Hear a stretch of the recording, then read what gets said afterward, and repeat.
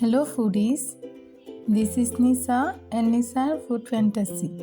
আজকে আমি আপনাদের সাথে শেয়ার করছি আলুর দম রেসিপি। আলুর দম রান্না করার জন্য আমি এখানে আলু সেদ্ধ করে নিয়েছি। প্রথমে আমি একটা প্যান বসিয়ে নিয়েছি। প্যানে আমি সরিষার তেল দিয়ে নিচ্ছি আর দিয়ে নিচ্ছি হাফ চা চামচ হলুদ আর হাফ চা চামচ লবণ। দিয়ে দিচ্ছি সিদ্ধ করা আলুগুলো। আমি আরেকটা টিপস বলে দিচ্ছি। আমি প্রথমেই দেখতে পেয়েছেন আমি তেলের মধ্যে হলুদ দিয়েছি এবং লবণ দিয়েছি। হলুদ আর লবণটা তেলের মধ্যে দিলে যখন আলু ভাজবেন বা যে কোনো জিনিস ভাজার সময় কালারটা সুন্দর আসবে। তবে মনে রাখতে হবে চুলার আঁচটা একদমই লো ফ্লেমে রেখে হলুদ দিয়ে দিবেন। আমি বারবার এপাশ ওপাশ করে সবগুলো আলু ভালো করে ভেজে নিয়েছি। এখন আমি সবগুলো আলু প্যান থেকে উঠিয়ে নিচ্ছি।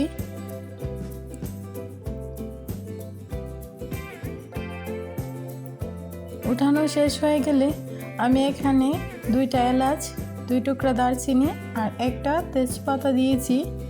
যখন একটি সুন্দর ফ্লেভার ছড়াবে তখন আমি কুচি করে কেটে রাখা কতগুলো পেঁয়াজ দিয়ে নিয়েছি। আমি এখানে হাফ কাপের মতো পেঁয়াজ ব্যবহার করেছি।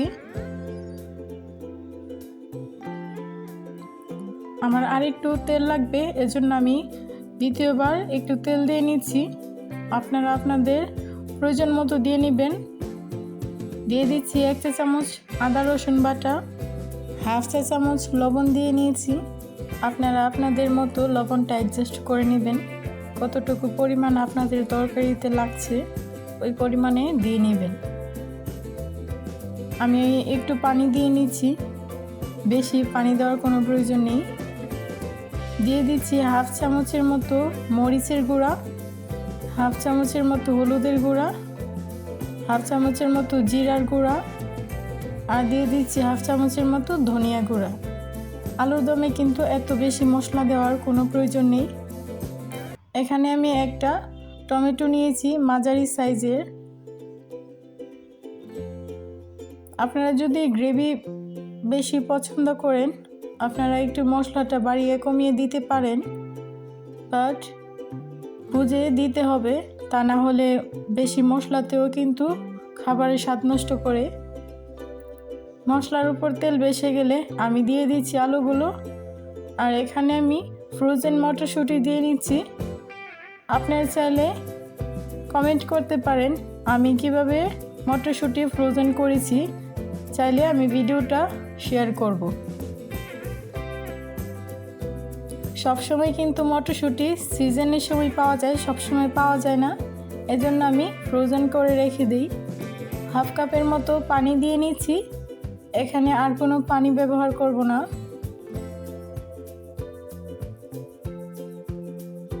এই পর্যায়ে ঢাকনা দিয়ে আমি ঢেকে রান্না করে নিব 5 মিনিটের মতো। মাঝে মাঝে ঢাকনা উঠিয়ে আমি কিন্তু নেড়ে চেড়ে দিয়েছি, তা না হলে কিন্তু পাতিলের তলায় লেগে যেতে পারে বা পুড়ে যেতে পারে। এখানে আমি ফালি করা 4-5টা কাঁচামরিচ দিয়ে নিচ্ছি।